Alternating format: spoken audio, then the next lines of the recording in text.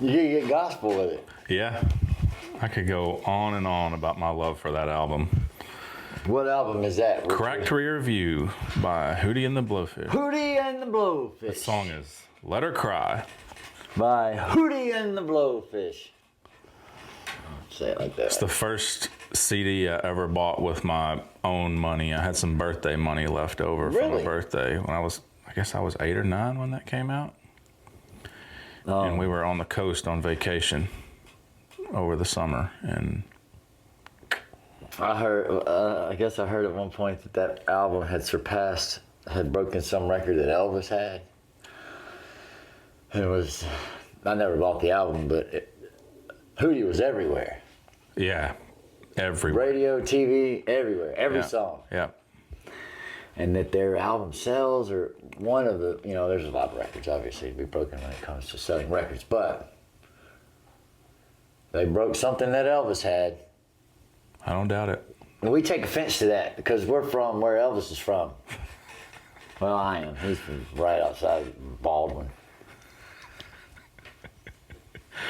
All right. The birthplace of Elvis. Hey, everybody. Welcome back to Great Measures. My name is Richard. This is Judson. Dumicus, Epicus, Great Measuremicus. Okay. I'm hanging on to the That's a new twist. Great Measures. Great Measures. That's my Hootie. That's your Darius Rucker. Yeah. We are going to do some Metallica. I know. You hate it. Get over it. We were doing so good. Mgwa. Blood incantation. Well, I figured we could, Consfuma. we'll take a slight break from some of the more extreme stuff. I was getting there. Now you only want to listen to Kenny G metal. Sign me up. I didn't mean that. That was rude. Song, I mean, not nothing against Kenny G, but Metallica's. Song is called The Thing That Should Not Be. Okay. Ready? Is that it? That's it. That's all I'm giving you. We'll talk about it afterwards. Oh, yeah. Whatever. All right, The Thing That Should Not Be by Metallica. Let's do it.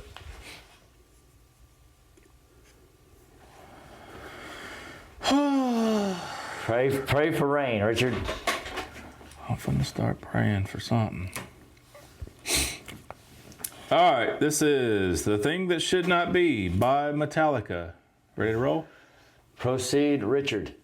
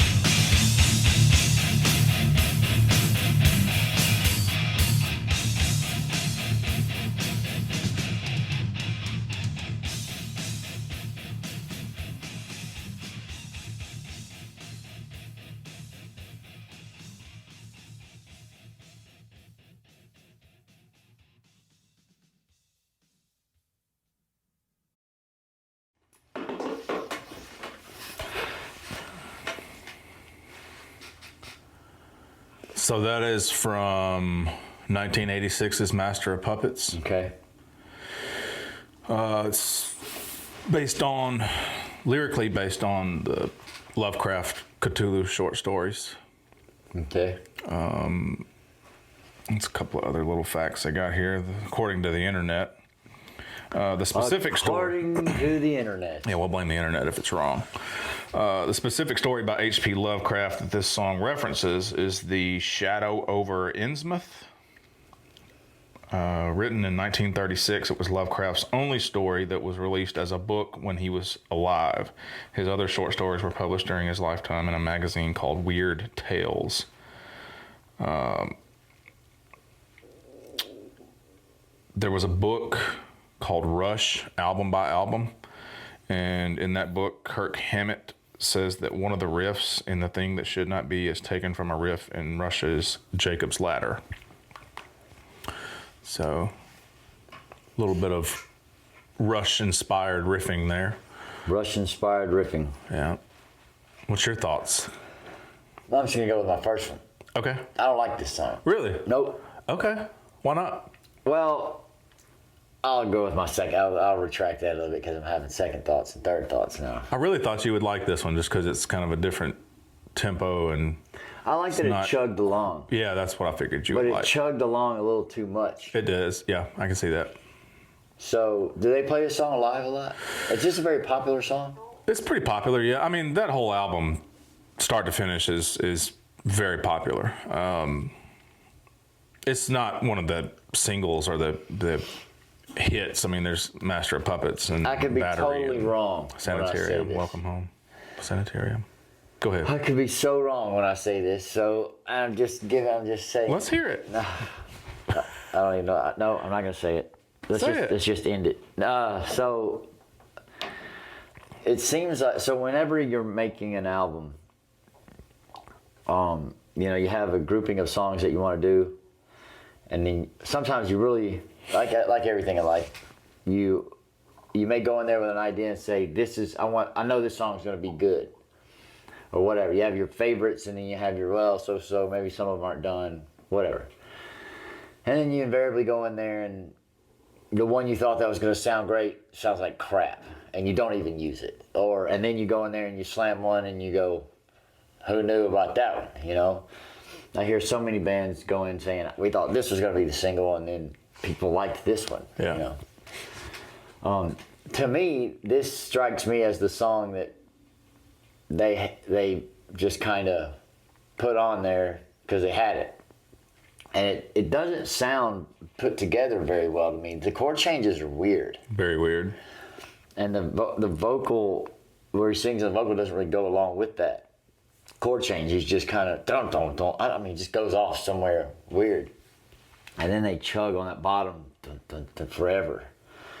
And some of the dun, dun, it's just kind of, it's more like a class in what this type of metal is, if that makes sense. Mm-hmm. Like just little examples of the ins and outs of thrash metal, Metallica style. Yeah. But they didn't seem to be so cohesive to me as a song all the way, Mm-hmm. There's the whole rah, rah, rah, mm-hmm. and little breaking thing that everybody can do, and then it does. There's that cool moment in the beginning when Lars picks up maybe after he starts singing, but when he starts to do it. Yeah. That's always, I think, an iconic thing for Metallica. Whenever for sure. They start the march, mm-hmm. so to speak, and then. So they play this live? I asked you that already. Yeah, I think I mean. No way he plays this solo note for note. The guitar solo? Yeah. You don't think so? Yeah, he's just ripping. And then there's that part when it gets to a part where you start hearing. Yeah. Mm-hmm. Like I wish that was louder. Yeah.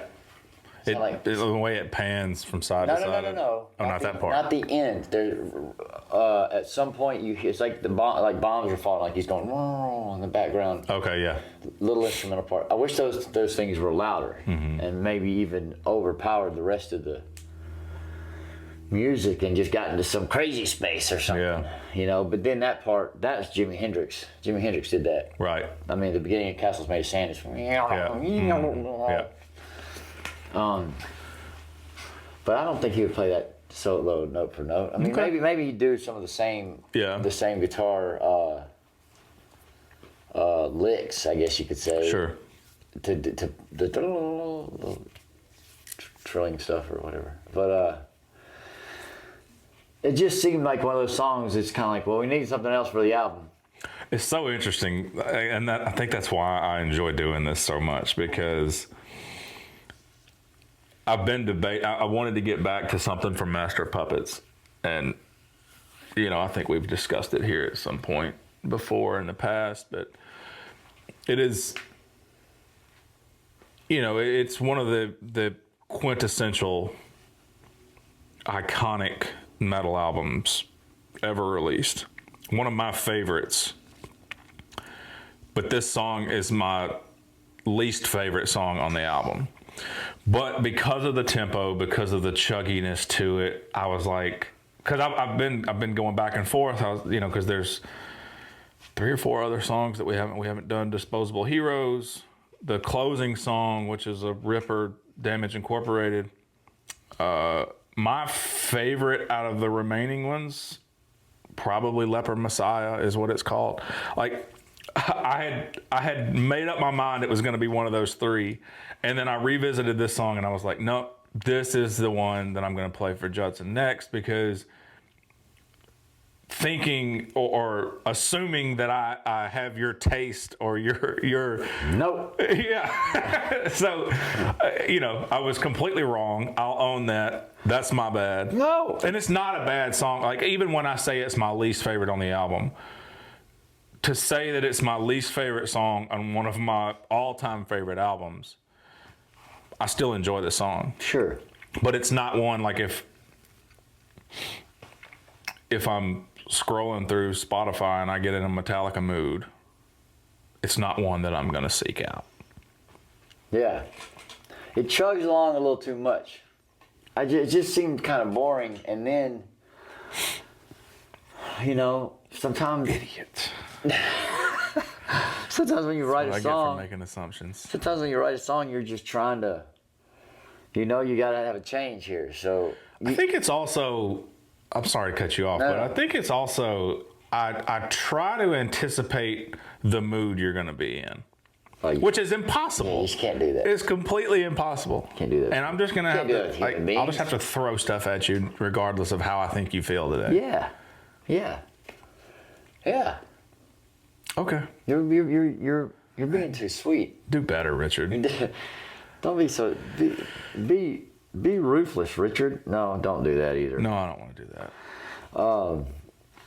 Yeah, I don't know. The song just kind of... and it's a little lengthy. Yeah, it's actually one of the shorter songs on this album. How long is this song? This is a little over 6 minutes, I think. I mean, it's it's not going on the radio. It's not radio friendly. No, it's long, but when there's 8 and 9 minute anthems on this album, it's... But it just kind of got... I'll be honest. I went off in my mind about something else for a second, and I was kind of staring, and I had to come back, and I was like, "Oh no! Listen, what are you doing?" And it was just because it's repetitive. Yeah.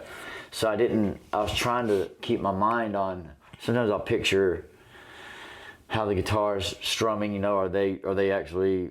Somebody's probably dun dun dun, and then somebody else probably dun dun dun. Just how would each one of them be doing it? Are they doing the same? Whatever. I get it. But it just sort of chugged. Yeah. And then I tried to think of a train chugging just to get my mind back, because it's really easy. The locomotive with the smoke coming out of it. Yeah. And even in a meditative state, you can wander. It's about bringing your attention back. So I don't know. I did wander a bit. Fair. I'll own this one. I should have. No, there's no. I should have gone with my initial instinct. Which was what? One of the other 3. Oh. That I'm thinking of. Well, maybe in 6 months we'll do. Yeah, we'll do it again down the road. We'll do one. We'll give you a break from Metallica for a little while. No, I mean, it's okay. We need to do that Elton John thing. My dad would love it. Them doing the Elton John song? Yeah, he loved it. Your dad's a big Never fan. been a big Metallica fan, I don't think, until recently. Okay. Because of Elton John. This is a weird sentence that we're stringing together here. It gives me hope in humanity at the moment. That's how, what is the word I'm looking for? It's how much of a reach Metallica has, I guess. Oh, they're embedded in the fabric of... Speaking of... Oh, no. So funny you mentioned that. Tasha and I went to the farmer's market yesterday morning. Get us some produce and... Produce? There's this older man that's probably late 50s, early 60s. And he's got his grandson with him. And his grandson's kind of running the table. And they've got okra and they've got jalapenos. And I'm a big jalapeno fan. So I see jalapenos, I go check them out. And the kid is like this natural, he's probably 9 years old, and he's just this natural salesman. Like he comes up with this big personality. He's like, jalapenos are $3 a basket, and this, and he's just making his pitch, you know. And he's got on a Red Hot Chili Peppers shirt, the kid does. And Tasha says, I like your shirt. And he's like, thanks. And his grandfather, I guess it was his grandfather, speaks up and says, he's got a bunch of band t-shirts, but he don't know who they are. The only one he knows anything about is Metallica. And I was like, of course. Yeah. You know? He didn't need to know who the Red Hot Chili Peppers was? I think his grandfather was giving him a hard time. But 9 years old. Well, that's good. That, he's being raised right. yeah, he's being raised right. Yeah. That's good. But I thought it was funny, like he's got a Red Hot Chili Pepper shirt on, and the other band that gets mentioned, unprovoked, is Metallica. Yeah. You know? Yeah, I mean, they're just a band that they have the genre in their name. Mm-hmm. You know? Yeah. I mean... And they have the formula. I mean, they didn't create it, but they damn near perfected it. Well, maybe. They're around for a long time, too. Yeah. But like I said, I think this song is sort of if you know, it's a class. It's you want to know what this kind of music does in different ways, and they give it to you. And I mean, every song is sort of like that. But some songs are, for me, from a listening standpoint, are focused more on the interesting turns in the songs. More. I don't know how to say it. Songs that have more of a mass appeal because the formula might be more whatever, so that it clicks with people on a larger scale more. And then these other songs are just, they support them sort of sometimes. Because they're, I mean, obviously all the songs are going to be an example of what Metallica does because Metallica is doing it. But I'm just saying, you could point out each individual part of the song and say, okay, so to somebody who's trying to maybe learn about why this music is significant or has any kind of impact on music in its own unique direction, you can point out to each part of this song and sort of hear it, the drums, how the guitars are played, the guitar solo, the whole thing, how he sings. But not any of those parts are very significant when you put them, for me, when you put them together as a song, you know. Yeah. Like you said, I wouldn't turn to this one. I was bored doing it a little bit. Fair enough. I think it's good that you don't like everything. Oh, I don't like most things. That's not true. No, it's true. I appreciate it all. But thanks a lot for showing me this. You're very welcome. I really appreciate it. And thanks for watching, everybody. That was The Thing That Should Not Be from Master of Puppets by Metallica. Sure was. We are Great Measures. My name is Richard. This is Judson. Great Measures. Epicus. Go ahead. Have a wonderful day, everybody. With its tears